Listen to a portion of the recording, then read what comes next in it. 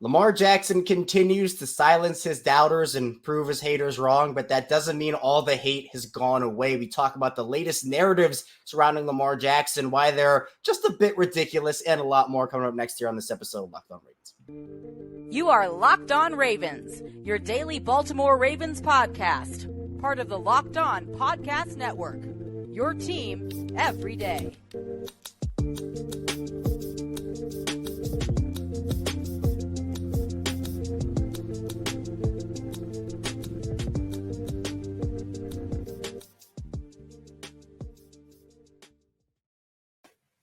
Welcome into another edition of Locked On Ravens. We are your daily Baltimore Ravens podcast here, and I'm your host, Kevin Ostreicher of Ravens Wire, coming to you from the Locked On Podcast Network, your team every single day. As always, thank you so much for being here with us and making Locked On Ravens your first listen each and every single day. We're free and available on all podcasting platforms. That includes here on YouTube in video form and here anywhere you get your podcasts in audio form. So be sure to subscribe. Video form, audio form is the same show any way you want to watch or listen. Today's episode of Locked On Ravens is brought to you by FanDuel. Make every moment more right now. New customers get $150 in bonus bets with any winning $5 moneyline bet. That's $150 if your team wins. Visit FanDuel.com/lockedon to get started. We're back here on Taco Tuesday. Feeling a little better than yesterday. Yeah, I might not sound as bad as I did on Sunday during the live stream on Monday. Still kind of going through it a little bit here, but I have a very special guest here to talk Ravens with me and help break down everything we've seen from this team over the course of the last couple months, and obviously that incredible Week 17 win against the Miami Dolphins. It is the man, the myth, the legend himself, Ingraven Vids. Ingraven, it's a good time to be a Ravens fan. Definitely powering through a tough stretch after their bye. I think there were a lot of questions about, well, look, they have the Rams and the Jaguars and the 49ers and the Dolphins and the Steelers. Well, they're 4-0, and I think they've passed every test with flying colors. In fact, I think they are the test. Yeah. Ravens are the team to beat in not only the AFC, but really the NFL, but certainly the AFC for sure. They are the number one seed, and the thing about the Baltimore Ravens that I really appreciated this year is that there have been so many different times when it's like, all right, if for Ravens to control their own destiny, they need that team to lose. Or for Ravens to be number one in the AFC for now, they need that team to lose or that team to win. And the Ravens also got to take care of their own business.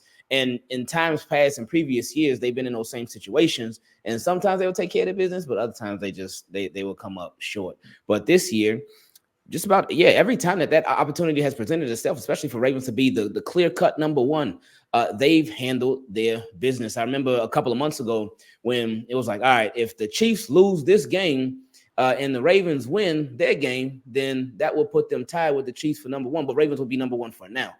And the Chiefs lost, and the Ravens, they won their game. But then it was like, oh, but if the Chiefs went out and the Ravens both went out, then the Chiefs would end up being the number one seed. So the Chiefs ended up losing another game, and it was like, all right, Ravens can really hold it down and be the number one seed if they keep winning, and they just kept winning. They have continued to win and continue to handle their business, and I love that because we are so used to a lot of times them needing outside help, them needing this to happen, that to happen, that to happen. And while a lot of those things did happen, the most important thing that happened was the Baltimore Ravens. They won, and they continued to win. They have continued to win and continue to put themselves in the position where they at right now to be the number one seed. Yeah, and a lot of that obviously has to do with Lamar Jackson and Ingraven, just how incredible he's been this season. I mean, if you didn't think he was the MVP heading into Week 17, you had to come out of it thinking that was the case, but not everybody had that thinking. Is what we've seen over the course of the year, Ingraven, honestly, Lamar Jackson's career, going back to college, even high school, he's had doubters, he's had haters, people who don't believe in him, but every step of the way, he has improved and he has proven those wrong, but doesn't mean it goes away, unfortunately. And while there have been some people who didn't believe in him at first, like Colin Cowherd, who has admitted he was wrong, and I think he's been very good about the whole process. You hear guys like Shannon Sharp, who, to his credit, gave Lamar MVP flowers, but I think for a lot of people, it's, well, where was this a month ago or 2 months ago? But Richard Sherman, obviously a fantastic cornerback in the league, and obviously now working on Undisputed with Skip Bayless. He's been catching flack from Ravens fans here because he has taken, I don't know if I've seen such a firm stance before on something that, again, it's one thing to maybe not like the way Lamar Jackson plays, not like Lamar Jackson. I don't know, again, why you wouldn't like him or wouldn't like the way that he plays. But Richard Sherman, after seeing Lamar Jackson, and his whole conversation point was, oh, well, he doesn't have the stats. The passing yards aren't there. The passing touchdowns out there. Well, what happens? Lamar goes out there on Sunday and throws for 321 yards, has a perfect passer rating, 3 incompletions the entire game, a Jackson 5. We were waiting for that, and I'm very glad we got it. And then Richard Sherman comes and essentially says on Monday, well, I'm still giving the MVP to Christian McCaffrey, and essentially said, look, Lamar had a great game, got to give him credit for it, but he then went back to his 2019 season and said, well, he doesn't have the same numbers he did in 2019. And at this point, I'm not really the person that cares about Lamar's 2019. Like, obviously I do. It was an awesome year for him. But when you're talking about the award for 2023, I mean, what he did in 2019 has no impact on what he did in 2020. Right. It seems like he's silencing his doubters, but some people just, I guess, don't want to admit they're wrong. Yeah. And that's how it's going to be with Lamar Jackson. They're going to be people like you mentioned, Colin Cowherd, that I think he called Lamar Jackson pretty much a Tim Tebow at one point of his career, but Colin Cowherd has obviously changed his tune on Lamar Jackson. So they're going to be the people like that that said X about Lamar Jackson, but then they've watched him and like, oh no, I was wrong. And then they're going to be people that have watched Lamar Jackson, do watch Lamar Jackson, and still just they want to fight it for whatever reason. So who knows why with Richard Sherman? It was really just strange because he is somebody that a while back, he made such a great point that I really, really appreciated about the cornerback position. He talked about how, and it was about maybe a year or two ago, he talked about how with cornerbacks, they can be having a great game. They can be locking down their defender, shutting their defender out, making sure that, locking down the wide receiver and shutting that wide receiver out as a defender and making sure that wide receiver doesn't really have an impact on the game. But if they give up just one big play, then so many people will say, oh, they had a bad game. When in reality, that's not true. Because if you actually watch the game and don't just go based off of that one big play, then you see that cornerback had a really good game. So basically what he was saying was that you got to actually watch the games to really appreciate how good some cornerbacks can be. So when he said that, I'm like, wow, that does make a lot of sense because I've been guilty of that myself. If a cornerback is taking care of their business and they give up one or two big plays, I could be like, oh man, they had a bad game. But that would show that I wasn't really watching the game like you should be watching the game. So now with Richard Sherman, with his points about Lamar Jackson, he made it about the numbers, but then he's making it where it's like, oh, he's taking away Lamar Jackson's impact, though. He's not considering or factoring in Lamar Jackson's impact because obviously, as we all know, it goes far beyond just the numbers. So with Richard Sherman, it's been confusing to say the least, because even in his most recent take about Lamar Jackson, he talked about Peyton Manning. He talked about a year where Peyton Manning won one of his multiple MVPs. And he said that Peyton Manning, he didn't lead in like passing yards or touchdowns, anything like that.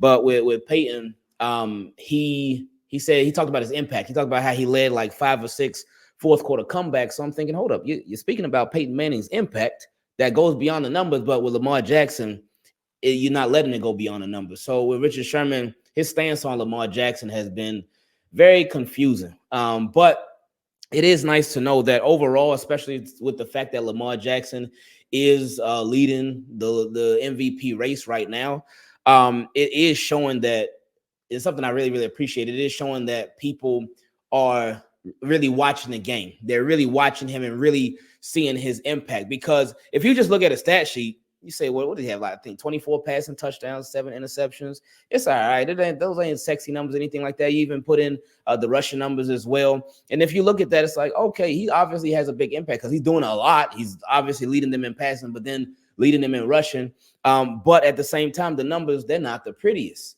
But with Lamar being at the top of the MVP race, that's showing that people are not just going by the box score. And you can't do that with Lamar Jackson, because you see what he does on a weekly basis, and it's amazing. Like, straight up, it's amazing. And then to take it a step further, you see what the Baltimore Ravens and Lamar Jackson have done against some bad teams, some lesser teams, but what they've done against the best of the best teams, division leaders, conference leaders. They have not only taken care of business, but they've taken care of business in a major way.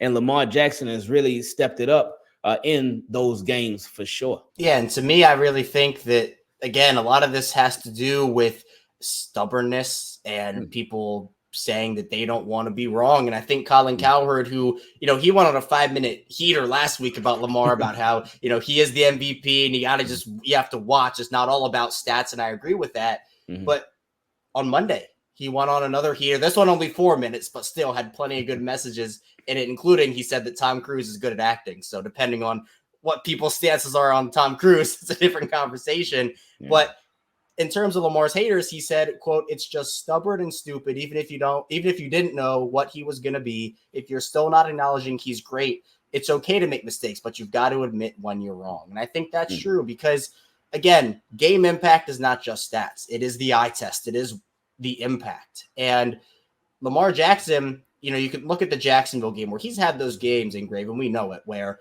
he's had like 160 passing yards or 171 passing yards, and the Ravens win by 30. Like, that's his impact on the game. And I don't understand why we discredit Lamar for rushing the football and having that as a part of his ability when he both throws it and runs it so well. I mean, do we discredit running backs for having receiving yards? Do we discredit receivers for having rushing yards? It's not the exact same conversation, but I do think that when it comes to some of this, I don't know why Lamar and frankly other mobile quarterbacks, I think Lamar is definitely under more of a microscope, but he's had success doing his thing. And I think, again, I don't care how the points are scored. I don't care how the yards are picked up. If you're picking up the yards and scoring, I'd rather have a Gus Edwards touchdown than the Ravens getting stopped 3 times throwing the ball and having to kick a field goal. Like, it doesn't matter. Just pick up the yards and score the points. And the good thing is that's how the Ravens view it. That's because their goals are bigger. Yeah, that's a really, really good point, especially with you bringing up Gus Edwards, who has, 13 touchdowns now, I believe. 13. But with his touchdowns, all of his touchdowns, I believe they came within the 10-yard line. So they've all been like right there. But then you think about that, like with Gus Edwards scoring those touchdowns, how did they make it all the way down to the 10-yard line, the 5-yard line? How did they make it to where Gus Edwards is put in these positions to where they're like, all right, hey, Gus, we're going to hand it off to you. You do what you do. Well, that means the offense has to be moving the ball. The offense has to be generating yards and getting down in that position to where that makes life easier for Gus Edwards. That makes life easier for Lamar Jackson. That makes life easier for the Baltimore Ravens. One thing about this year that I really appreciated, and shout out to Todd Monken in the way that the Baltimore Ravens have been doing things. But with Lamar Jackson, while, he is a very extremely valuable player and looks like he's going to be the most valuable player of the league again for the second time, which is crazy when you really think about it. But the Baltimore Ravens have been showing we can get it in a lot of different ways.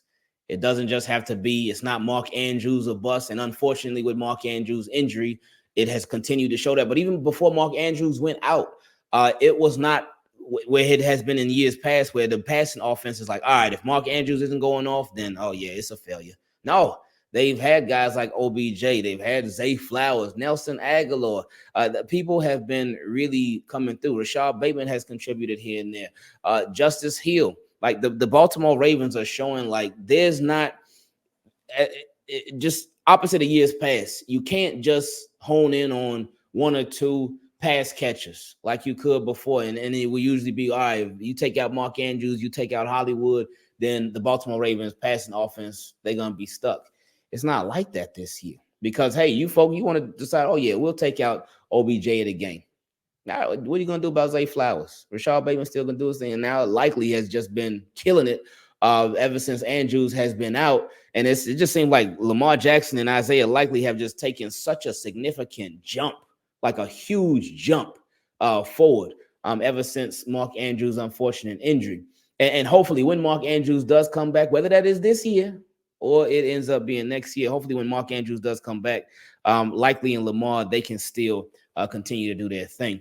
But it's just been nice to see the Baltimore Ravens. They can get it from other places besides the usual suspects, and that makes them that much more dangerous. And that's what I think so many have been asking for so many years. This roster construction, major shout out to Eric DaCosta and how he's built the roster, both offensively, defensively, and special teams as well. Coming up, though, in the second part of the show, we'll continue talking about Lamar and the word quarterbacky. So be sure to stay tuned for that. We have a lot to get to on Locked On Ravens.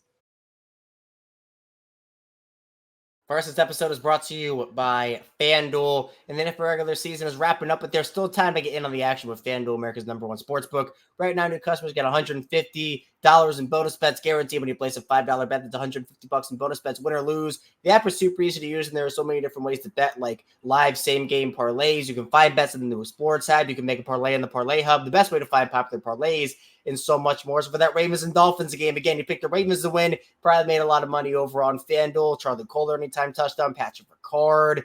You're probably swimming in the dough over there on FanDuel. So visit FanDuel.com/lockedon and make your first bet. A layup, FanDuel, official partner of the NFL.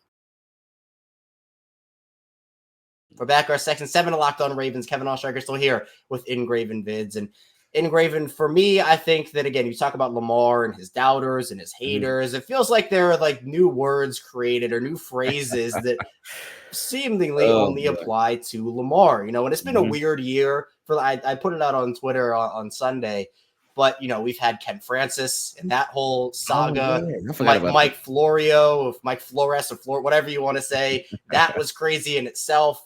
The entire gym that obviously relates to Ken Francis. He's the MVP at this point to me, but now you have this word quarterbacky.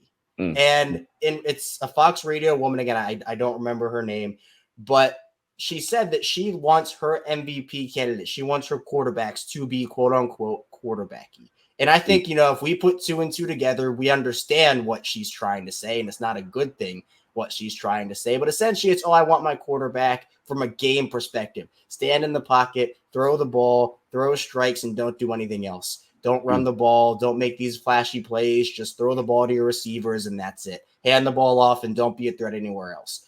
The crazy part is Lamar does that. He's a pocket passer. He throws in the pocket well. He throws in the pocket efficiently. But he has so many other areas of his game. And if he's somebody that, again, maybe he has 171 passing yards one game. He had 321 passing yards, 5 passing touchdowns. Ingraven, if that's not a quarterbacky performance, I don't know what is. Oh man, yeah, that was just, I feel like that take was just extremely disrespectful. Initially when she said it, and when I first watched that clip from the segment, I was like, oh, that's really bad. And I was hoping that it wouldn't get worse. And then she followed it up with something that just made it that much worse, where she said Lamar Jackson she said he's not quarterbacky enough. Then right after that, she said that he's just an athlete. She didn't say that he's an athletic quarterback. She didn't say he's a quarterback with nice athleticism. She said he's just an athlete. And she stood on that. She stayed with it. She didn't change it up. She didn't change her words later on. She said he's just an athlete. And that he's been doing good, but he's just an athlete. And I said, oh man, that's it's just disrespectful. It's extremely disrespectful to Lamar Jackson, who is a quarterback, and Lamar Jackson, who has had to fight against just a lot throughout his entire career. All the way dating back to high school, but certainly in the pros, where they wanted him even before he got drafted. They wanted him to run a 40. But his mom told him, no, she said, don't run the 40. And he didn't do it because he did not want to be labeled as something else other than a quarterback. And it obviously has worked out for him, both in the short and the long run. But I just, it just takes away, when you say somebody's just an athlete, it takes away from everything that Lamar Jackson has done, because being an athlete is not good enough, because somebody could be the strongest, they could have the biggest arm, they could be the fastest on the field, they could have the best hands when it comes to catching, they could be the best tackler, they can be the best of a lot of things. But if you don't have the mind to pair with being the best at whatever it is that you're the best at, then it won't mean anything. So obviously Lamar Jackson has the mind to go along with all of his skills, and that's what makes his skills even better. So with the whole quarterbacky thing, him not being quarterbacky enough, I feel like it just adds fuel to the fire, because the Baltimore Ravens, Lamar Jackson, they have all let us know that they see this stuff. They see the stuff that people say. That's why he did. He called out Mike Flores, and they even did make a brief mention in the presser after the game about the whole quarterbacky thing. But so they see this stuff, and whether it's a good or a bad thing, I'm sure it does fuel them, though. It does give them a little extra motivation. And he proved that in that Dolphins game, and really just throughout the course of his career, that he is definitely quarterbacky enough. And I just think that, again, it's new narratives being created on top of new narratives because he's just shutting down all the other ones. And so again, it's stuff we haven't heard before. And so again, it's like, well, what if Lamar wins the Super Bowl? And I'm like, there's going to be something else. Someone's going to find something, and it's going to be as ridiculous as all the other ones have been. But for now, it's just this. And again, he proved that wrong. And I think it's honestly a little crazy to me, Ingraven, because you have the 49ers who all week talked up the Ravens, talked up Lamar, did all, they praised them. And then you have Mike Florio on a Friday just saying this extremely disrespectful stuff. And I'm sure San Francisco was sitting there like, oh no. Like, oh no. And they did everything right. Miami, Mike McDaniel went viral for what he said about Lamar. They have a lot of respect. Tua and Lamar went back and forth. And then on a Friday, Fox Radio, you have this quarterback-y clip drop. And if you're the Dolphins, you might be sitting there thinking, oh no, we did everything right, but look what happened. So and then you hear guys like Jamar Chase just saying the Chiefs have nobody on defense. That's a different type of trash talking, but it's not what the Ravens have experienced over these past couple of weeks. So it's really crazy. But again, domination on Sunday at home, 56-19. Talked about Lamar's performance in that. But again, Zay Flowers, Isaiah Likely, Gus Edwards, Justice Hill, was everybody stepping up. And again, being reliable receivers and reliable weapons for Lamar doing his own thing, and the team responding from being down 7-0. They scored a touchdown right back. I do think the Dolphins lost a lot of wind in their sails when Tyreek dropped the touchdown. Now, the Ravens would have won anyway. It was that big of a difference in the score. But how do you think that they did this? Because, again, it just seems like they're passing every test. And to me, I just don't see a team that stops them unless something goes crazy wrong. Yeah, that game was amazing, and I think it was all about early adjustments because the Dolphins. I was thinking, but going into the game, I thought it was going to be an extremely close game. I thought the Ravens were going to win, but I thought they were going to just barely win. And the way that the game started, like Tua and that Dolphins offense, they moved right down the field with ease against Baltimore Ravens defense. So it was like, I hope it ain't one of these games. And they got the touchdown. Then but what I did appreciate, which the Baltimore Ravens have been doing a great job of this year, they responded. They didn't respond with a field goal. They didn't respond with a 3-and-out. They didn't even respond with a punt. They responded with a touchdown. So they went score for score from jump. So then it was like, all right, hopefully the defense, they'll lock it in this second drive. Nope. Tua and that Dolphins offense went right down the field yet again. And the only reason they didn't get the touchdown is, like you mentioned, Tyreek Hill dropped it. But after that, so they kicked the field goal. But after that, that's where Ravens defense, they really started showing themselves. And Ravens offense, they really kept it together. They kept going, and they woke it up and just started going off, which we loved and appreciated. And then, like, it was a dream scenario because we always hope for this every single week, but it doesn't necessarily happen every single week. It was right before halftime. Right before halftime, we were thinking, all right, because the Ravens had just scored. And then two of them had the ball, and they had a good amount of time. And I was hoping, like, all right, hopefully the Ravens will get a stop, and then they could score right before halftime because they get the ball back after halftime too. What happened? Tua, they rushed that snap right before the 2-minute warning. Roquan Smith with the one-handed pick. And it's like, all right, let's go. But then they faced adversity yet again. And again, this year, these Ravens have been different because they faced so much adversity in so many different ways, but they overcame it because they faced the fourth down. They faced the 4th and 7, I believe. And it was like, oh, okay, well, 4th and 7. All right, well, if they punt here, it'll feel like a waste, but I get it because you don't want to give Dolphins field position. If you go for it and you don't get it. But you also, you got to play it smart. They didn't punt, brought the offense right back on the field on 4th and 7. Lamar to Isaiah Likely, catch. Touchdown, boom, they got it. And it was like, oh my goodness, I couldn't believe it. It was great. And then right after halftime, they came out, and I believe that was the Zay Flowers, the big play for him to him for a touchdown. So exactly what we wanted happened in yesterday's game. And then the Ravens just, another thing that people have been calling for the Baltimore Ravens to do is put teams away, finish the job, because we've seen it, and obviously we saw it last year with this very same Dolphins team where the Ravens were up big in the second half, up big in the fourth quarter, but they didn't put the game away. But in this game, they did not leave it up to chance.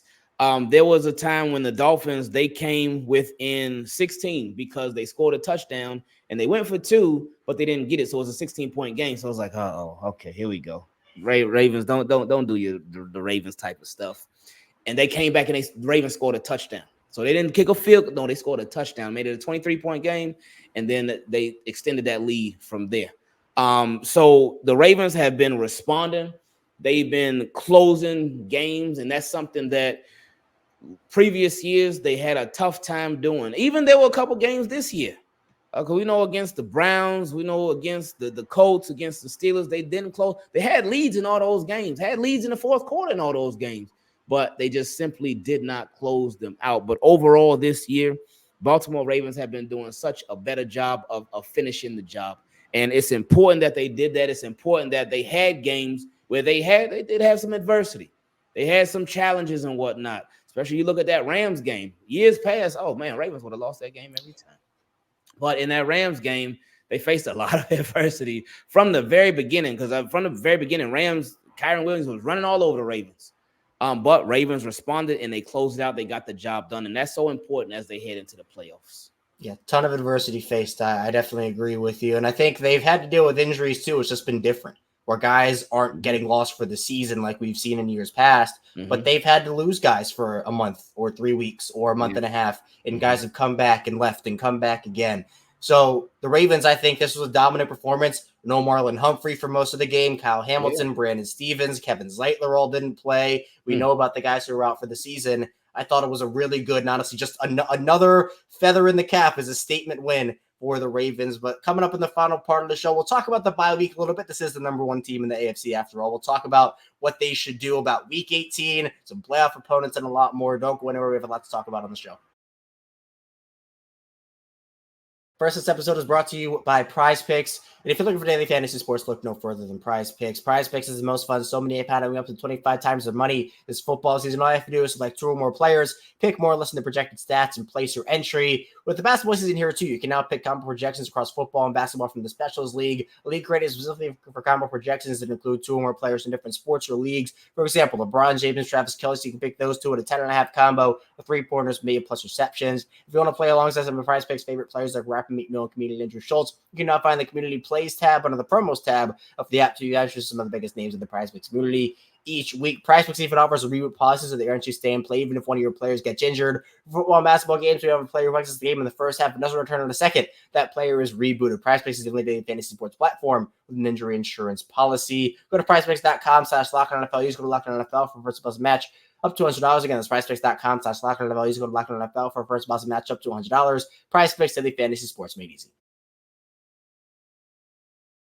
We're back here, our final segment of Locked On Ravens. Kevin Oestreicher still talking with Ingraven Vids. And Ingraven, number one seed in the AFC. It means they get that bye week. They were in the situation in 2019. Obviously, we know it's the same exact situation this time around. It was Pittsburgh in the final game of the season. That is Pittsburgh in the final game of the season now. Now, the Ravens decided to rest just about everybody they could in that Pittsburgh game in 2019. I'm thinking maybe John Harbaugh does something different here. What do you want them to do in terms of rest versus not resting? And then what do you expect them to do? I'm torn, man. I've been torn about this ever since after the Dolphins game, even before the Dolphins game, but certainly after it became official. After the Dolphins game, I've been torn because I'm like, hey, rest people. A lot of people are hurt and whatnot. And this could give them time off. But then at the same time, like, all right, you won't, if you don't play the starters for week 18, then that will be week 18. And then the bye week, well, the wild card weekend. And then they will come out 2 weeks later, which I think they will be fine. But still, like, even if they play the starters for a half, or some of them, not the guys that are hurt, obviously, let the guys that are hurt rest up. But even if they play the starters for even a half, if they could try to get a significant enough lead and then bring out the backups after that. But then, of course, then there's the possibility of injury and whatnot. And then you don't want to think like that, like, oh, man, what if somebody gets hurt? You don't want to ever think like that because that could happen anytime. But then at the same time, it'd be like, oh, it's a meaningless game. So it would be crushing if something happened in a meaningless game to somebody. So overall, I'll probably lean to them resting, them just playing a majority of backups. But with Tyler Huntley, hey, they still have a shot because it'll be Tyler Huntley versus Mason Rudolph since he's going to be the one starting for the Steelers in that game. So I expect them to rest everybody. Not everybody, but most people. I expect it to be the Tyler Huntley and Josh Johnson show against the Pittsburgh Steelers. With Steelers who are still alive. They're hanging on by a thread, but they are still alive. But it will be great to crush the Steelers' dreams of getting into the playoffs this year and really take them out. So yeah, but I would go with what I think is going to happen. I think that they'll rest most of the starters. What I would like to happen, I wouldn't mind seeing some of the starters play like a half and then sit the rest and then just get ready for that divisional round. Yeah, I mean, for example, you mentioned like injured. I mean, Patrick Queen's clearly dealing with something right now. You know, he's been down on the ground multiple times for multiple weeks now, and he's clearly going through something. That's a guy you rest. Kyle Hamilton, that's a guy you rest. Right. You know, Marlon Humphrey, that's a guy you rest.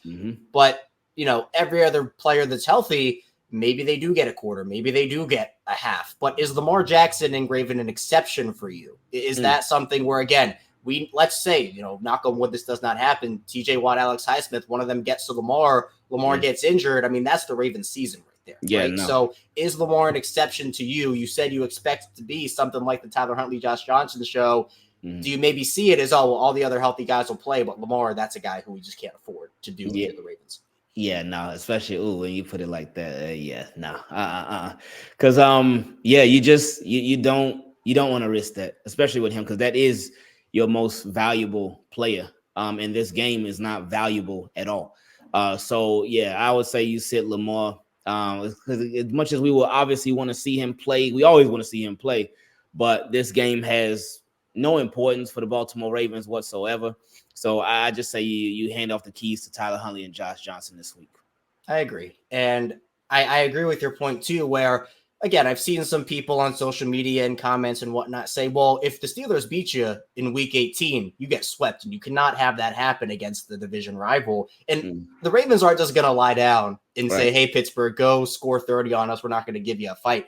Whoever plays for the Ravens is going to give Pittsburgh a fight and try to end their season. But obviously the percentage does go up if you have Lamar, or does go up if you have Roquan Smith in there as opposed to some of the other backups. So it should still be a competitive game. And I think that Baltimore's backups can hang with Pittsburgh right now, although I will give him credit. Somehow Mason Rudolph has been the guy who has kind of turned the Steelers offense around. Not what I was expecting whatsoever. But then you do look ahead a little further and Ingraven to the playoffs. The Ravens will not have to worry about wild card weekend, but then you get to the divisional round. And I think that the thing that I've seen the most on social media, I'm sure you've seen it, is those Cleveland Browns and Mr. Joe Flacco potentially coming back to M&T Bank Stadium, January Joe in the flesh.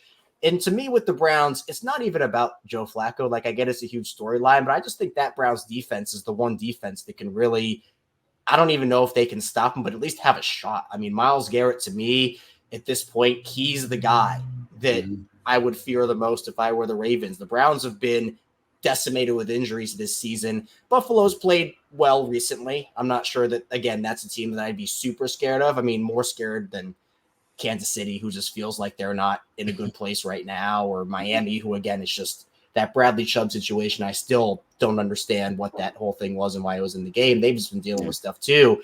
But is there a team in the AFC that you think, oh, maybe this team does have a shot to beat the Ravens here? Again, the playoffs are a whole new season. Anything can happen. But at this point, is it Super Bowl or bust for you? Because the AFC is the Ravens conference, in your opinion. Oh, yeah. It's been Super Bowl bust even before they even stepped foot on a football field this year. Just the way that this team has been assembled, what they have, just how good they could be, how good they have been.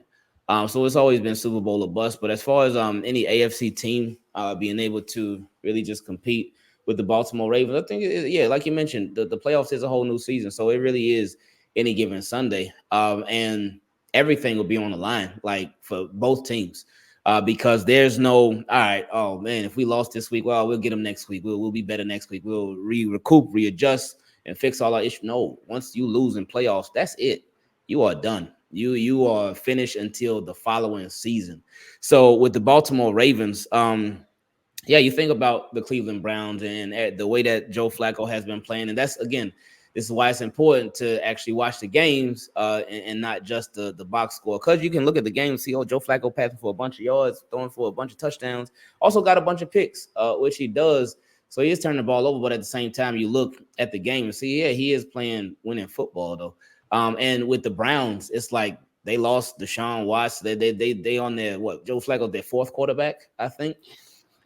So with him obviously having some Super Bowl experience, and how he really turns it up in the playoffs, and us Ravens fans, obviously we know because we were there for that. That is something that you are concerned about, but at the same time, these Baltimore Ravens, they're gonna take care of business, man. And I feel like no matter who you go up against, whether it's the Bills, the Browns, the Chiefs, the Dolphins, whoever, they're gonna all bring their own challenges. But on the flip side, those teams, they still got to deal with the Baltimore Ravens, and they got to deal with the Baltimore Ravens at the crib at M&T Bank Stadium. So Baltimore, they just in such a good position because, and another thing too, they've showed themselves. They showed themselves against the top teams. Now with the Browns, this is a different team than you played both times. Like the Browns, the Ravens are playing a completely different Browns team every time that they play them, if they end up playing them for a third time too. Because the first time it was with DTR as the starting quarterback. The second time it was with Deshaun Watson, and a potential maybe third time, if that ends up happening, it will be against Joe Flacco. So 3 completely different quarterbacks, 3 different styles, but all present their own challenges. But yeah, my thing is though with the Baltimore Ravens, while other teams present a lot of challenges, Baltimore Ravens, they present a lot of challenges, and they have that home field advantage. So a lot of teams are looking at it like, oh man, we got to deal with them. Yeah, and that was my whole point too, especially when they were going through this big stretch after the bye. It was, well, they have to play all these good teams. And I'm saying, yeah, that's true. But the Ravens are a good team themselves. Like, it's not like, and I think at this point, Baltimore's in a really good position. The vibes are super high. And I'm really excited to see what their future is, especially hopefully we'll be talking after February and this will be a Super Bowl team. But again, you got to earn it. Baltimore knows that, and they're not looking too far ahead, definitely. Ingraven, I appreciate your time. Thanks so much for hopping on with me. One more thing I want to ask you about. Your thoughts on 2019. My thing with 2019 was I don't think that team was as battle-tested as this one. They were blowing out teams 50 points a game, 45 against the Rams, right? They had a couple of good games, right? The Bills game that year was good, a couple others. But this team, I think, has gone through it this season. And the most important thing is they went through that failure in 2019. Sometimes you got to fail first to succeed later. You have to go through those experiences. It's clear the Ravens remember that. I'm not marrying history between 2019 and 2023. Right. 2 different teams, 2 different coaching staffs. When you talk about coordinators and personnel, to me, I think that 2019 doesn't scare me as much as it does for some. But to leave here, what are your thoughts on it? Maturity. I think that would be the biggest takeaway. When you look at the 2019 team versus this 2023 team, this team is a lot more mature. And not saying that team was immature, but that team was, when I talk about maturity, I mean really just their experience too. It was all brand new.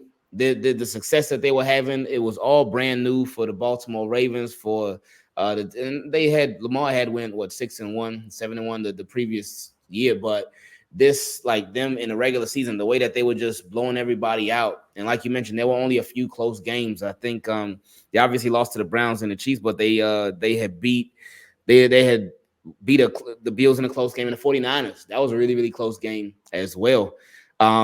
But these Baltimore Ravens now, they are more mature because they're more experienced. Mark Ingram, he was a big leader on that team. But this year, I would say this year's Mark Ingram is probably Odell Beckham Jr. And he brings experience, but he brings Super Bowl winning experience. So even better experience. Nelson Aguilar, he brings Super Bowl winning experience. Jake Funk, who they signed to the practice squad a couple weeks ago, he brings Super Bowl winning experience because he was on the team with OBJ when they won it. Kyle Vanoy, he brings Super Bowl winning experience. So this team is more mature because you got guys on this team that have won a Super Bowl. And then, of course, you still have your head coach, John Harbaugh, who was with the Ravens when they won the Super Bowl back in the 2012 season. And then Justin Tucker, he was a part of that as well. So I just feel like this Baltimore Ravens team is just so much more mature than that team. And then, of course, you mentioned, they went through that because they did. They went through that tough 2019 season. And I think the mindset is different now, too.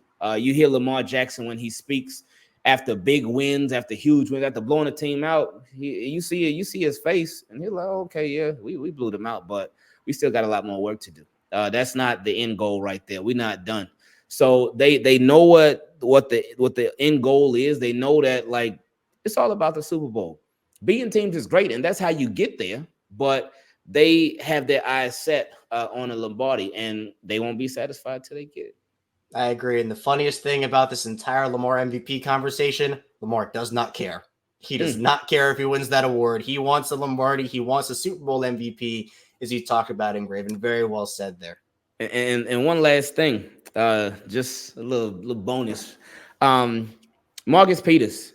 I know a lot of Ravens fans have been bringing up Marcus Peters, especially during the game yesterday. But Marcus Peters, he was on the Chiefs. He got drafted by the Chiefs. Was an amazing player for the Chiefs. They traded him away. Following year, they won a Super Bowl. Traded him to the Rams. Then the Rams, they said, you know what, Marcus Peters, you're doing your thing over here. But then it just wasn't working out. They traded him away. Then they ended up winning the Super Bowl. Baltimore Ravens, they got rid of Marcus Peters last year. So, hey, it just makes sense, man. Hey, this is why you tune into every single second of this show, because you get nuggets like that, man. That is crazy. I did not even realize that, man. Ingraven dropping knowledge here on Locked On Ravens. Ingraven, man, I appreciate you as always. Thank you so much. Sure. Please tell people where they can find you and what you're working on.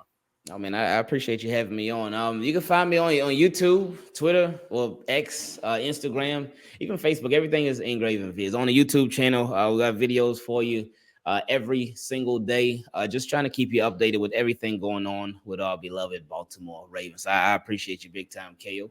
Check them out. The link will be in the description below. Incredible content from Ingraven, of course, daily from him. That's all I have for you here today on Locked On Ravens. So thank you so much for tuning in today. Be sure to subscribe, follow along in audio form and video form for the Ravens content over here. Coming up tomorrow, more Ravens content from us. So be sure to stay tuned. I'll see you right back here tomorrow on Locked On Ravens.